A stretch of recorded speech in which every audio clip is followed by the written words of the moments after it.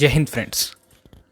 ये है second video जिसके अंदर हम फार्मास्यूटिक्स 1 का सिलेबस डिस्कस करने वाले हैं जो कि पीसीआई से ऑथराइज्ड है। पीसीआई का ये ऑफिशियल सिलेबस है। यहाँ पर हम सिलेबस में हम देख सकते हैं कोर्स कंटेंट में unit 1 historical background and development of profession of pharmacy. Pharmaceutics 1 के अंदर फर्स्ट सेमेस्टर में हमारे पास यहाँ पर भी 5 यूनिट्स हैं। फर्स्ट यूनिट में आप देख सकते हो हिस्ट्री होने वाली है, बैकग्राउंड के बारे में पढ़ेंगे। इंडिया के अंदर फार्मेसी प्रोफेशन की हिस्ट्री क्या है, यहाँ पर ये बेसिक जो इंट्रोडक्शन होने वाला है उसके बारे में हम पढ़ेंगे। फार्मेसी एज ए करियर, उसके बाद हम देखेंगे फार्माकोपियाज। अब यहाँ पर एक चीज़ जानने वाली है जो कि इम्पोर्टेंट टॉपिक है। अभी जो ये वाला पहला टॉपिक मैं आपको बताने वाला हूँ ये फार्माकोपियाज, इसके अंदर से ये टॉपिक इंपॉर्टेंट आएगा। फार्माकोपिया के ऊपर क्वेश्चन बनते हैं। अब फार्माकोपिया होती क्या है वो डिटेल में हम आगे पढ़ेंगे, लेकिन इस सिलेबस के अंदर मैं आपको अगर बताऊं फार्माकोपियाज के अंदर जो हमारी प्रिपरेशंस होती हैं, मेडिसिनल प्रिपरेशंस होती हैं, उनके फॉर्मूला, केमिकल फॉर्मुलेशंस, वो सब लिखा होता है कि एक अगर मान लीजिए हम पैरासीटामोल या फिर किसी और चीज़ की बात करते हैं तो उसके अंदर वो बनती कैसे और उसके अंदर क्या केमिकल्स यूज़ होते हैं। फार्माकोपिया एक बहुत स्टैंडर्ड बुक है। तो introduction to IP, VP, USP and extra pharmacopoeias ये हम पढ़ेंगे। अब आईपी होता है इंडियन फार्माकोपिया जो हमारे इंडिया के अंदर फॉलो होती है।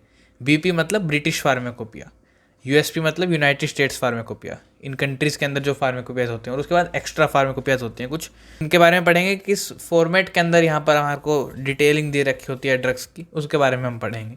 उसके बाद आता है डोजेज फॉर्म्स। डोजेज फॉर्म्स यहाँ पर है introduction to dosage forms, classification and definitions. अब डोजेज फॉर्म का मतलब होता है कितने तरह की डोज के अंदर हम अपनी मेडिसिनल प्रिपरेशंस बना सकते हैं। अब यहाँ पर काफ़ी सारी प्रिपरेशंस होती हैं। ऐसे आपको पता होगा मोनोफेजिक अगर हम बात करें, बाईफेजिक बात करें, ये चीज़ें होती हैं। डोजेज फॉर्म्स टैबलेट्स हो सकती हैं, कैप्सूल्स हो सकते हैं, इमल्शंस हो सकते हैं, सस्पेंशंस हो सकते हैं। किसी भी तरह से हम डोजेज, अब डोजेज बहुत तरह के होते हैं। आपने अपने घर में सिरप्स भी देखे होंगे, टैबलेट्स भी देखे होंगे। तो ये सारे जो मोनोफेजिक, बाईफेजिक हैं, इन चीज़ों को हम डोजेज फॉर्म्स के अंदर पढ़ेंगे कि किस किस तरह की दवाइयाँ होती हैं। उसके बाद बात करेंगे हम प्रिस्क्रिप्शन की। प्रिस्क्रिप्शन में बात करेंगे डेफिनेशन, प्रिस्क्रिप्शन क्या होती है। जो रजिस्टर्ड मेडिकल प्रैक्टिशनर, जिसे हम आरएमपी बोलते हैं, आरएमपी जो लिखता है और फार्मासिस्ट को देता है ताकि वहाँ पर उसने जो दवाइयाँ लिखी हैं वो दवाइयाँ वो अपने पेशेंट को दे सके, ये होती है प्रिस्क्रिप्शन। प्रिस्क्रिप्शन के कुछ पार्ट्स होते हैं। सबसे ऊपर जैसे डेट होती है, उसके बाद name, age, sex and address of patient हो गया। उसके बाद सुपरस्क्रिप्शन, इंस्क्रिप्शन और उसमें base, adjuvant, vehicle, subscription, signature, ऐसे कुछ पार्ट्स होते हैं। ये आगे वीडियोस के अंदर हम डिटेल में पढ़ेंगे क्या सब होता है। उसके बाद हैंडलिंग ऑफ प्रिस्क्रिप्शन, ये इंपॉर्टेंट है। Handling of prescription general basis पे मैं अगर बताऊँ तो इंपॉर्टेंट है। इसके अंदर हम देखेंगे कि प्रिस्क्रिप्शन को हैंडल कैसे करते हैं।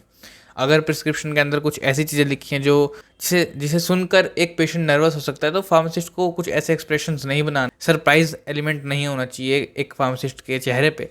तो ये सब चीज़ें हैं, बहुत इंपॉर्टेंट हैं ये। एरर्स इन प्रिस्क्रिप्शन, एरर क्या क्या हो सकते हैं प्रिस्क्रिप्शन के अंदर। कुछ ऐसी ड्रग्स होती हैं जो सेम लिखी जा सकती हैं। अगर मैं आपको एक एग्जांपल देता हूँ तो यहाँ पर एक दो ड्रग्स होते हैं जिनका दोनों का नाम डी से शुरू होता है, डिजॉक्सिन और डिजिटॉक्सिन।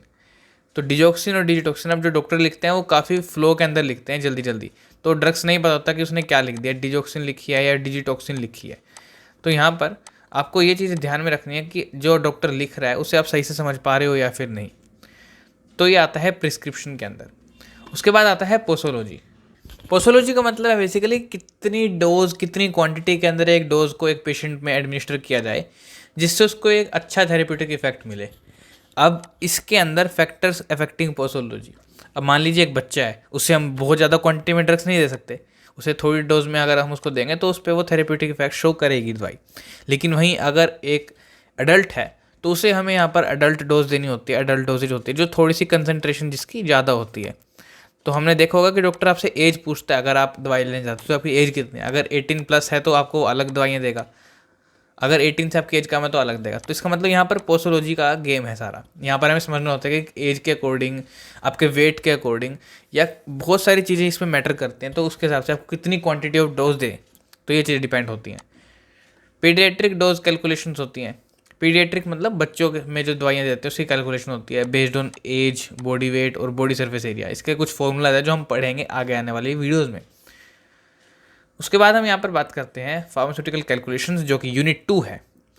अब यूनिट 2 के अंदर फार्मास्यूटिकल कैलकुलेशंस, ये वाला पार्ट थोड़ा सा कॉम्प्लेक्स होगा, कुछ बच्चों को यहाँ पर प्रॉब्लम्स हो सकती हैं, इसे हम डिटेल में स्टडी करेंगे आगे वीडियोस के अंदर, लेकिन बेसिक मैं चीज़ें आपको कुछ बताना चाहता हूँ जो इंपॉर्टेंट है। फार्मास्यूटिकल कैलकुलेशंस के अंदर हम यहाँ पर 2 सिस्टम्स फॉलो करने वाले हैं, जिसमें हम बोलते हैं इंपीरियल सिस्टम और मैट्रिक सिस्टम। जो इंपीरियल है और मैट्रिक सिस्टम यहाँ पे आप देख सकते हो। इंपीरियल के अंदर भी 2 होते हैं, अवोर्डियोपोइस और एपोथिकैरिस। अवोर्डियोपोइस के अंदर हम यहाँ पर पाउंड को स्टैंडर्ड यूनिट मानते हैं, और एपोथिकैरिस के अंदर हम यहाँ पर ग्रेन को स्टैंडर्ड यूनिट मानते हैं, जो कि इंपीरियल के ही पार्ट हैं। उसके बाद मैट्रिक सिस्टम आता है। मैट्रिक सिस्टम हम सब जानते हैं, मैट्रिक में हमें पता है कि हम किलोग्राम को यहाँ पर मानते हैं, जो हमारी यूनिट होती है वो केजी की होती है। तो ये है हमारी फार्मास्यूटिकल कैलकुलेशंस। उसके बाद डोमेस्टिक मेजर्स आती हैं, कुछ मैट्रिक सिस्टम इंपीरियल सिस्टम के अंदर हम डिफरेंशिएट करते हैं। परसेंटेज कैलकुलेशन में यहाँ पर हम एलिगेशन मेथड्स पढ़ते हैं, आइसोटोनिक सॉल्यूशंस हो जाते हैं, प्रूफ स्पिरिट्स के बारे में पढ़ते हैं। प्रूफ स्पिरिट पे आपका 2 मार्क्स का क्वेश्चन आ जाता है कई बार, ज़्यादातर चांसेस होते हैं कि इस पे बनेगा। बेसिकली प्रूफ स्पिरिट एक अल्कोहल और वाटर का मिक्सचर होता है, हम इसके बारे में डिटेल में पढ़ेंगे आगे। उसके बाद यहाँ पर आपकी जो फार्मास्यूटिकल कैलकुलेशन है यहाँ पर ये खत्म होती है। अब उसके बाद आते हैं हम यहाँ पर पाउडर्स के ऊपर। पाउडर्स काफ़ी इंपॉर्टेंट टॉपिक है। पाउडर होता क्या है, ग्रैन्यूल्स होते हैं बेसिकली छोटे छोटे। उसमें आपकी क्लासिफिकेशंस क्या होती है। पाउडर्स काफ़ी तरह के हो सकते हैं। पाउडर बल्क पाउडर होता है जिसको हम इंटरनल यूज़ के लिए करते हैं, कुछ बल्क पाउडर्स होते हैं जिन्हें हम एक्सटर्नल यूज़ के लिए यूज़ करते हैं। सिंपल और कंपाउंड पाउडर्स होते हैं, पाउडर एनक्लोज्ड इन कैप्सूल्स होते हैं, कंप्रेस्ड टैबलेट पाउडर्स हो सकते हैं। तो पाउडर्स की काफ़ी सारी क्लासिफिकेशन आती है। अब उसके बाद एडवांटेज और डिसएडवांटेज होते हैं। अब अगर हम पाउडर्स के एडवांटेज की बात करें तो यहाँ पर काफ़ी स्टेबल होते हैं लिक्विड डोजेज फॉर्म के मुकाबले, काफ़ी ओल्ड सिस्टम फॉलो करते हैं, हम इन्हें स्टोर अच्छे से कर सकते हैं, हमें ज़्यादा टेम्परेचर या फिर कोई स्टोरेज कंडीशंस की ज़्यादा जरूरत नहीं पड़ती, आसानी से स्टोर कर सकते हैं। इकोनॉमिकल है, सस्ते हैं एज़ कम्पेयर टू आप अगर दूसरी डोजेज फॉर्म्स की बात करोगे, जैसे आईवी हो गया या फिर लिक्विड डोजेज फॉर्म्स हो गई, उनके मुकाबले। लेकिन इस चीज़ के डिसएडवांटेजेस भी हैं। पाउडर के डिसएडवांटेजेस काफ़ी कॉमन है। कई पेशेंट्स को पाउडर अनप्लीजेंट लग सकता है टेस्ट के मुकाबले में। हाइग्रोस्कोपिक जो ड्रग्स होते हैं उन्हें हम पाउडर्स के फॉर्म में डिस्पेंस नहीं कर सकते। उसके बाद सिंपल और कंपाउंड पाउडर्स होते हैं। उसके बाद होता है ऑफिशियल प्रिपरेशंस, फिर डस्टिंग पाउडर्स आते हैं, एफरवेसेंट आते हैं, एफ्लोरेसेंट आते हैं, हाइग्रोस्कोपिक आते हैं, यूटेक्टिक मिक्सचर्स और ज्योमेट्रिक डाइल्यूशंस आते हैं। बेसिकली सिंपल पाउडर वो होते हैं जिनके अंदर एक इंग्रेडिएंट प्रेजेंट होता है, एक इंग्रेडिएंट होगा सिर्फ सिंपल के अंदर, और वहीं पर कंपाउंड के अंदर एक से ज़्यादा होंगे, 2 हो सकते हैं, 3 हो सकते हैं, बहुत सारे सब्सटेंस मिलके एक जब पाउडर की फॉर्म लेते हैं उन्हें कहते हैं कंपाउंड पाउडर। उसके बाद होता है हमारे पास यहाँ पर ऑफिशियल प्रिपरेशन। सबसे पहले हम बात करते हैं हाइग्रोस्कोपिक पाउडर्स की। हाइग्रोस्कोपिक का मतलब क्या होता है, जो मॉइस्चर ऑब्जर्व कर ले एटमॉस्फेयर में से, उसे हम हाइग्रोस्कोपिक बोलते हैं। डेलिक्यूसेंट पाउडर्स भी होते हैं यहाँ पर, और इसके अंदर बच्चे कंफ्यूज होते हैं हाइग्रोस्कोपिक के अंदर और डेलिक्यूसेंट के अंदर। हाइग्रोस्कोपिक है कि एनवायरनमेंट में से जो मॉइस्चर है उसे उठा रहा है वो पाउडर। डेलिक्यूसेंट पाउडर्स वो होते हैं कि इतना मॉइस्चर उठा लेते हैं, इतना मॉइस्चर ऑब्जर्व कर लेते हैं कि वो लिक्विड फॉर्म के अंदर चले जाते हैं, तो ये डेलिक्यूसेंट पाउडर्स होते हैं। ई फ्लोरेसेंट पाउडर्स होते हैं। ई फ्लोरेसेंट मतलब जो वाटर रिलीज करते हैं पार्शली, जब वो एक्सपोज होते हैं ह्यूमिड एटमॉस्फेयर से तो वो वाटर रिलीज करते हैं, ये होते हैं ई फ्लोरेसेंट, जो ये वाले पाउडर्स हैं। उसके बाद होता है यूटेक्टिक मिक्सचर्स। यूटेक्टिक मिक्सचर्स क्या होते हैं, यूटेक्टिक मिक्सचर वो मिक्सचर है, जैसे मान लीजिए ए है और बी है, ये अलग अलग कंपाउंड हैं, लेकिन जब ये मिल रहे हैं तो ये लिक्विड बना रहे हैं। ये मिक्सचर क्या होगा, यूटेक्टिक मिक्सचर होगा। अगर ये मिलेंगे तो ये लिक्विड फॉर्मेशन कर देंगे, तो ये होते हैं यूटेक्टिक मिक्सचर। एक यहाँ पर टर्म है एफरवेसेंट। एफरवेसेंट के अंदर जो हमारे लिक्विड फॉर्म के अंदर यूज़ होते हैं, हम कुछ क्वांटिटी उसको लिक्विड के अंदर डिजोल्व करते हैं, डाइल्यूट करते हैं एडमिनिस्ट्रेशन से पहले, जिससे हमारी पोटेंशिया वो हम डिजायर्ड क्वांटिटी के अंदर बना सकते हैं, वो होता है एफरवेसेंट। उसके बाद आता है हमारा liquid dosage forms. Liquid dosage forms क्या होते हैं, जैसे हमारे सिरप्स हो गए, एलिक्सिर्स हो गए, ये चीज़ें हो जाती हैं। लिक्विड डोजेज फॉर्म्स की भी वही बातें हैं, कुछ एडवांटेजेस हैं, कुछ डिसएडवांटेजेस हैं। Excipients used in formulation of liquid dosage forms. अब ये एक्सीपिएंट यहाँ पर टर्म आया है, इससे मुझे समझाना है आपको। हम इन चीज़ों को डिटेल में पढ़ें उससे पहले हमें जो इंपॉर्टेंट टर्म्स होते हैं वो सिलेबस में गिवन होती हैं, और इन इंपॉर्टेंट टर्म्स को हम अगर समझ लें पहले ही, तो हम जब ऑफिशियल क्लासेस शुरू करेंगे तो उसमें हम काफ़ी ईजिली समझ पाएंगे कि हम पढ़ क्या रहे हैं, हम कर क्या रहे हैं। तो यहाँ पर अगर मैं आपको बताऊँ एक्सीपिएंट्स, अगर हम एक ड्रग की बात करते हैं, बेसिकली यहाँ पर मैं लिख देता हूँ। अब एग्जांपल लेते हैं कि एक ड्रग की हम बात कर रहे हैं, उस ड्रग के अंदर 2 कंपोनेंट्स होते हैं, हम उसको डिस्ट्रीब्यूट करते हैं 2 चीज़ों के अंदर। एक होता है एपीआई और एक होता है एक्सीपिएंट, जो यहाँ पर वर्ड यूज़ आया हुआ है। एपीआई क्या होता है, जो हमारे को थेरेप्यूटिक इफेक्ट दे रही है, जिससे हम ठीक हो रहे हैं। अगर हम पैरासीटामोल की बात करते हैं तो पैरासीटामोल के अंदर एपीआई काम करती है हमारा फीवर के लिए। जिस भी दवाई का हम यूज़ है, जो उसका यूज़ है प्रॉपर, वो एपीआई दे रही है, active pharmaceutical ingredient. Active pharmaceutical ingredient. एक्सीपेंट क्या काम कर रहा है, उसकी वॉल्यूम बढ़ा रहा है। अगर अब मान लीजिए 200 mg है, 200 mg के अंदर आपको क्या लगता है कि 200 mg हम पूरी पोटेंट ड्रग तो नहीं दे सकते, हमें उसकी वॉल्यूम बढ़ानी पड़ेगी। हम उसे उतना भी उस लेवल पे तो लेके आना पड़ेगा कि वो हमारे को देखने में हम उसको कैरी कर सकें, उसे हम खा सकें। तो उस साइज़ को इंक्रीज़ करने के लिए एक्सीपेंट यूज़ होते हैं। उसको कलर दें टैबलेट को, उसमें एक्सीपेंट यूज़ होते हैं। जो एक्सीपेंट का बेसिकली ये मतलब है जिसका कोई थेरेप्यूटिक यूज़ नहीं है, लेकिन हम उसे यूज़ कर रहे हैं दूसरी चीज़ों के लिए, जिसमें चाहे वो कलरिंग एजेंट हो जाए, बफर एजेंट हो जाए, पीएच मेंटेन कर रहा हो, कुछ भी हो सकता है। तो वो है एक्सीपिएंट, उसको हम पढ़ेंगे। सोल्यूबिलिटी एनहेंसमेंट टेक्निक्स के बारे में पढ़ेंगे। सोल्यूबिलिटी को कैसे बढ़ा सकते हैं, या चाहे हम सर्फेक्टेंट्स का यूज़ करें, चाहे हम बहुत सारी टेक्निक्स हैं, उसको हम डिटेल में पढ़ेंगे। उसके बाद आती है हमारी यूनिट 3, मोनोफेजिक लिक्विड्स और बाईफेजिक लिक्विड। जो मैंने आपको बताया था डोजेज फॉर्म्स की हम बात कर रहे थे। मोनोफेजिक के अंदर यहाँ पर गार्गल्स आते हैं। जब हमें आपको पता होगा कि जब हमारा गला कई बार ख़राब होता है, गले में दर्द होता है, तो पेरेंट्स क्या कहते हैं कि गरारे कर लो। उसमें क्या होता है कि गर्म पानी के अंदर हम थोड़ा सा नमक डाल देते हैं। वही यहाँ पर साइंटिफिकली मेडिसिन की लैंग्वेज में उसे हम गार्गल्स बोल रहे हैं। गरारे करने को गार्गल्स बोल रहे हैं। माउथ वॉश होता है, कई बार हमारे माउथ में से स्मेल आती है तो हम माउथ वॉशेस का यूज़ करते हैं, वो है। थ्रोट पेंट है। थ्रोट पेंट अब बहुत कम यूज़ होता है, पहले के टाइम पे थ्रोट पेंट यूज़ होता था। तो ये थ्रोट पेंट भी यहाँ पर एक तरह का मोनोफिजिक लिक्विड ही है, जिसे हम अपनी थ्रोट के ऊपर इंटरनल यहाँ पर इसे यूज़ करते हैं। ईयर ड्रॉप्स हो गए, ईयर ड्रॉप्स आपको पता है, नेजल ड्रॉप्स पता है आपको। एनीमाज हो गए। एनीमाज मुझे लगता है कि मुझे बता देना चाहिए क्या होता है। एनीमा भी एक सोल्यूशन होता है एक तरह का, जिसमें हम रेक्टम को क्लीन करने के लिए जिसे यूज़ करते हैं। तो रेक्टम, अगर कई बार रेक्टम क्लीन करनी होती है ऑपरेशंस के दौरान, सर्जरीज के दौरान, तो एनीमाज वहाँ पर यूज़ किए जाते हैं। सिरप्स आपको पता है, एलिक्सिर्स आपको पता है, लिनीमेंट्स और लोशंस, ये सब ये चारों ही लगभग सेम चीज़ें हैं, लेकिन यहाँ पर बड़ा ही मिनिमम इनके अंदर डिफरेंस है, जो हमें डिटेल में ही पढ़ेंगे तब आपको समझ आ जाएगा। उसके बाद आते हैं बाईफेजिक लिक्विड्स। अब अगर मैं ये कहूँ कि सस्पेंशन और इमल्शन सबसे इम्पोर्टेंट टॉपिक है फार्मास्यूटिक्स 1 के फर्स्ट सेमेस्टर के, तो कोई बड़ी बात नहीं है। सबसे ज़्यादा क्वेश्चन बनते हैं, 2 मार्क्स में भी बनते हैं, 5 मार्क्स में भी बनते हैं, और 10 मार्क्स से भी क्वेश्चंस आते हैं सस्पेंशन इमल्शन में से। तो 3rd यूनिट इंपॉर्टेंट मार्क कर लो। मैंने आपको जैसे HCP के अंदर बताया था कि कौन सी 2 यूनिट्स हैं, तो यहाँ पर 3rd यूनिट एक इंपॉर्टेंट मार्क आप डाल लीजिए कि 3rd यूनिट सबसे इंपॉर्टेंट है।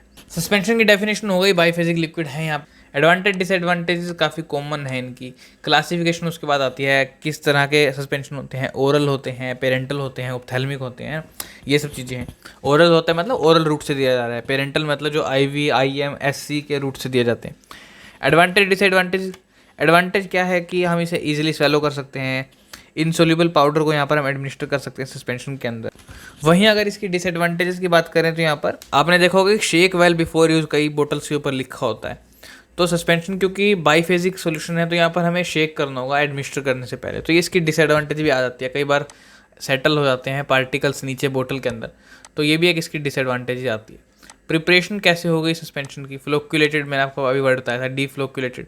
तो फ्लोक्यूलेटेड डीफ्लोक्यूलेटेड सस्पेंशन नहीं, इसे इंपॉर्टेंट मार्क कर लें कि इसके अंदर जो डिफरेंस है, इन दोनों के बीच में डिफरेंस पूछा जाता है, तो ये क्वेश्चन भी एक बन जाता है 5 मार्क्स के अंदर। बेसिकली फ्लोक्यूलेटेड और डीफ्लोक्यूलेटेड होते क्या है, इसे हम डीफ्लोक्यूलेटेड को नॉन फ्लोक्यूलेटेड भी बोलते हैं। फ्लोक्यूलेटेड मतलब इंडिविजुअल पार्टिकल्स कॉन्टैक्ट में होते हैं एक दूसरे के, और नॉन फ्लोक्यूलेटेड डीफ्लोक्यूलेटेड मतलब इंडिविजुअल पार्टिकल्स होते हैं, वो अलग अलग एंटिटी के अंदर होते हैं, काफ़ी वो एक साथ एग्जिस्ट नहीं करते। अगर मैं आपको इसके अंदर बेसिक सबसे आसान तरीके से डिफरेंस दूँ, फ्लोक्यूलेटेड के अंदर जो रेट ऑफ सेडिमेंटेशन होता है वो हाई होता है। मतलब अगर एक यहाँ पर मेरे पास एक बोतल है, उस बोतल के अंदर बाईफेजिक सोल्यूशन है, मतलब सस्पेंशन है, तो जो इसके पार्टिकल्स होंगे सारे यहाँ पर, जो ये सेडिमेंट हो जाएंगे, बड़ी जल्दी सेडिमेंट हो जाएंगे अगर फ्लोक्यूलेटेड सस्पेंशन है। अगर आप इसे यूज़ नहीं कर रहे बोतल को, आपने एक जगह रख दी, तो ये सस्पेंशन के जो पार्टिकल्स हैं ये बड़े नीचे बैठ जाएंगे, बड़ी जल्दी बैठ जाएंगे, यहाँ पर आ जाएंगे सारे। तो इसका मतलब हम समझ सकते हैं कि ये कौन सा सस्पेंशन है, फ्लोक्यूलेटेड है, ये है फ्लोक्यूलेटेड। और अगर बोतल के अंदर जो सोल्यूशन है उसके पार्टिकल्स फ्लोट कर रहे हैं, बहुत धीरे धीरे सस्पेंड हो रहे हैं या फिर नहीं हो रहे, तो वो क्या है, डीफ्लोक्यूलेटेड। तो ये है फ्लोक्यूलेटेड डीफ्लोक्यूलेटेड के काफ़ी सारे पॉइंट्स हैं, हम लेक्चर्स के अंदर इन्हें डिस्कस करेंगे। उसके बाद आता है stability problems. And methods to overcome. और स्टेबिलिटी के ऊपर भी इंपॉर्टेंट क्वेश्चन बनता है, तो इसे भी आप इंपॉर्टेंट मार्क कर लें। जैसा कि मैंने आपको प्रीवियस वीडियो के अंदर बताया था कि आप हार्ड कॉपी निकाल के रखें इस सिलेबस की, 16 पेजेस का है, या मैंने आपको पीडीएफ पिछली वीडियो के अंदर भी लिंक दी थी, इस वीडियो के अंदर भी डिस्क्रिप्शन के अंदर आपको लिंक मिलेगी। तो आप इनकी हार्ड कॉपी निकाल लें, आप अपने पास रखें। जैसे हम वीडियोस लाते रहेंगे, आप मार्क करते रहें सिलेबस के ऊपर कि कौन सा टॉपिक इंपॉर्टेंट है, कौन सा यूनिट इंपॉर्टेंट है, तो इससे आपको काफ़ी हेल्प हो जाएगी। स्टेबिलिटी और सस्पेंशन की अगर हम बात करते हैं तो यहाँ पर काफ़ी सारे मेथड्स होते हैं। अब इसमें मेथड्स होते हैं, रियोलॉजिकल मेथड है, इलेक्ट्रोकाइनेटिक मेथड पढ़ेंगे, सेडिमेंटेशन मेथड्स पढ़ेंगे, ये सब हम पढ़ने वाले हैं। उसके बाद आता है इमल्शंस। इमल्शंस के अंदर यहाँ पर एक सबसे इंपॉर्टेंट चीज़ है कि यहाँ पर हम दो चीज़ें देखते हैं, ऑयल इन वाटर और वाटर इन ऑयल। तो ये दो तरह के हमारे इमल्शंस होते हैं। ऑयल इन वाटर मतलब ऑयल एक डिस्पर्स्ड फेज के अंदर है और वाटर डिस्पर्जन मीडियम है। मतलब ऑयल हम डाल रहे हैं वाटर के अंदर, ऑयल इन वाटर मतलब वाटर की जो क्वांटिटी है वो ज़्यादा है, ऑयल की क्वांटिटी कम है। वहीं पर वाटर इन ऑयल मतलब वाटर इन ऑयल, ऑयल की क्वांटिटी ज़्यादा है, वाटर की क्वांटिटी कम है, वाटर डिस्पर्स्ड फेज में आ गया और ऑयल हमारा डिस्पर्जन मीडियम बन गया है। इमल्सिफाइंग एजेंट, जो इमल्सिफाइंग एजेंट का काम करते हैं, आइडेंटिफिकेशन कैसे करेंगे, types of emulsion, method of preparation, और वही सब स्टेबिलिटी मेथड्स ऑफ ओवरकम। ये जो सस्पेंशन का है सेम इमल्शंस के बारे में हम पढ़ेंगे। उसके बाद आती है हमारी फोर्थ यूनिट जिसको हम बोलते हैं सपोजिटरीज। सपोजिटरीज की definition, types, advantage, disadvantage, types of basis, method of preparation, displacement value calculation, valuation of suppositories. Basically हम सपोजिटरीज के बारे में पढ़ने वाले हैं काफ़ी सारी चीज़ें। सपोजिटरीज का बेसिकली मतलब क्या होता है कि एक सेमी सॉलिड डोज फॉर्म होती है जो हम इंसर्ट करते हैं बॉडी कैविटी के अंदर, अदर देन माउथ। तो अदर देन माउथ हम, एक तो होता है कि ओरल रूट से जा रही है ड्रग हमारे पास, ओरल रूट जो हम माउथ से लेते हैं। अदर देन माउथ जितने भी रूट्स से हम जो ड्रग्स दे रहे हैं वो सपोजिटरीज होती हैं। अदर रूट्स कौन से होते हैं, रेक्टम हो सकता है, वेजाइना हो सकती है, नेजल कैविटी है, यूरेथ्रल है, ईयर कोन्स हो गए। तो ये सब हमारे सपोजिटरीज के अंदर आते हैं। अब इनके एडवांटेज और डिसएडवांटेज क्या है। अब इस रूट की एडवांटेज और डिसएडवांटेज, ऐसी टाइप्स की ड्रग्स एडवांटेज क्या है कि ये रैपिड इफेक्ट दे सकती हैं, सस्टेन्ड एक्शन होता है इनका। लेकिन डिसएडवांटेज भी है, इरिटेंट हो सकती है, पेशेंट एम्बेरस हो सकता है, कॉस्टली भी होती हैं इन टैबलेट्स कैप्सूल के मुकाबले। तो ये सब चीज़ें हैं। Types of basis, method of preparation, ये सब हम पढ़ेंगे। उसके बाद आता है फार्मास्यूटिकल इनकम्पैटिबिलिटीज़। फार्मास्यूटिकल इनकम्पैटिबिलिटीज़ में हम पढ़ेंगे डेफिनेशन होता क्या है, क्लासिफिकेशन, फिजिकल, केमिकल और थेरेप्यूटिक इनकम्पैटिबिलिटी। 10 मार्क्स का क्वेश्चन बनता है फार्मास्यूटिकल इनकम्पैटिबिलिटीज़ के ऊपर, तो इसे भी आप मार्क कर लें। अब इनकम्पैटिबिलिटी का मतलब समझ लो पहले तो होता क्या है, इनकम्पैटिबिलिटी से हम क्या समझ रहे हैं। मेडिसिन के अंदर एक कंपाउंड होता है, जब वो किसी चीज़ के साथ इंटरेक्ट करता है तो उसकी प्रॉपर्टीज़ चेंज हो जाती हैं। अब ये फिजिकली भी हो सकता है, केमिकल भी हो सकता है और थेरेप्यूटिक भी हो सकती है। फिजिकल मतलब फॉर्मेशन हो जाना कुछ अनएक्सेप्टेबल प्रोडक्ट की, चाहे वो इंसोल्युबिलिटी की बात करें, प्रेसिपिटेशन की बात करें, लिक्विफेक्शन की बात करें, ये सब फिजिकल आते हैं। केमिकल इनकम्पैटिबिलिटी मतलब केमिकल इंटरेक्शन हो जाए टॉक्सिक इनएक्टिव सब्सटेंस से, इसमें आपकी ऑक्सीडेशन रिडक्शन हो गई, कम्बिनेशन रिएक्शन हो गई, या एसिड बेस हाइड्रोलिसिस हो गई, जिससे प्रॉपर्टीज ड्रग्स की चेंज हो जाती हैं। या फिर थेरेप्यूटिक इनकम्पैटिबिलिटीज हो गई, ऐसी इंटरेक्शन हो गई जिससे जो थेरेप्यूटिक इफेक्ट है एक ड्रग का वो कहीं पर कम हो जाता है, वो कहीं पर गड़बड़ हो जाता है, तो वो थेरेप्यूटिक इनकम्पैटिबिलिटीज़ हैं। लास्ट यूनिट आती है unit 5 semi solid dosage forms, definitions, classification, mechanism, factor influencing dermal penetration of drugs. Factor influencing, यहाँ पर हम फैक्टर्स को स्टडी करने वाले हैं कि डर्मल जो पेनिट्रेशन होती है, स्किन पेनिट्रेशन जो होती है, उस पर क्या फैक्टर इन्फ्लुएंस करते हैं। प्रिपरेशंस देखेंगे, उसके बाद हम ऑइंटमेंट्स की, पेस्ट, क्रीम, जेल, ये सब लगभग एक जैसे होते हैं, पेस्ट, क्रीम, जेल, इनके अंदर थोड़ा बहुत डिफरेंस होता है जो हम लास्ट में, जो हम लेक्चर्स के दौरान पढ़ेंगे। Excipients used in semi solid dosage forms. Excipients मैंने आपको बताया था कि इस वर्ड का क्या मतलब होता है। एक्टिव फार्मास्यूटिकल इंग्रेडिएंट के अलावा जो हम चीज़ें डालते हैं वो एक्सीपिएंट होते हैं। अब वो क्या हो सकते हैं सेमी सॉलिड डोजेज फॉर्म्स के अंदर, वो हम पढ़ेंगे। इवैल्यूएशन और semi solid doses form, evaluation जो है वो हम पढ़ेंगे। तो यहाँ पर आपकी जो पाँचों यूनिट्स हैं वो कंप्लीट हो जाती हैं। अब बेसिकली अगर मैं आपको इंपॉर्टेंट चीज़ें बता दूँ कुछ, तो आप मार्क कर लेना अपने सिलेबस के अंदर। अब अगर मैं आपको इंपॉर्टेंट बताऊँ तो ये पहली चीज़ है फार्माकोपिया, इस पॉइंट को आप मार्क कर लो। उसके बाद आती है इसके अंदर भी आईपी जो है, इसका जो फॉर्मेट है वो याद कर लेना। उसके बाद डोजेज फॉर्म्स के अंदर हम बात करते हैं, इतना इंपॉर्टेंट नहीं है। प्रिस्क्रिप्शन है, पार्ट्स ऑफ प्रिस्क्रिप्शन को मेंशन करो, और handling of prescription, error in prescription. Prescription का जो टॉपिक है वो इंपॉर्टेंट है। पोसोलॉजी, इसके अंदर फैक्टर अफेक्टिंग पोसोलॉजी, इसको मेंशन करो। इस पे 10 मार्क्स का क्वेश्चन बनता है, कई बार कॉलेजेस के अंदर जो आपके सेशनल्स होते हैं उसमें क्वेश्चन बन जाता है। अब उसके बाद आती है pharmaceutical calculation, imperial metric calculation है। एलिगेशन टॉपिक को यहाँ पर हाईलाइट करो। एलिगेशन टॉपिक हाईलाइट कर लिया। उसके बाद हम जाते हैं isotonic solution based on freezing point, molecular weight. आप यहाँ पर इंपीरियल और मैट्रिक सिस्टम को भी स्टडी करो अच्छे से, इसके ऊपर भी काफ़ी क्वेश्चन बनते हैं, जो न्यूमेरिकल्स होंगे वो आएंगे यहाँ पर। पाउडर्स की अगर हम बात करें तो यहाँ पर आपके जो ये टाइप्स हैं सारे, डस्टिंग पाउडर, एफरवेसेंट, इनके बारे में आपको पता होना चाहिए, इनके डिफरेंसेस पता होने चाहिए, इसे आप मार्क कर लो। उसके बाद हम बात करते हैं मोनोफेजिक लिक्विड्स की। यहाँ पर इंपॉर्टेंट हैं, आपको इनके बारे में जो डिफरेंसेस हैं इन सब का पता होना चाहिए। सस्पेंशन के अंदर अलग से जो है आपको टॉपिक याद करना है वो ये है, फ्लोकुलेटेड, डिफ्लोकुलेटेड सस्पेंशन, इनके बारे में जो डिफरेंसेस होगा इनके बीच में ये याद करें।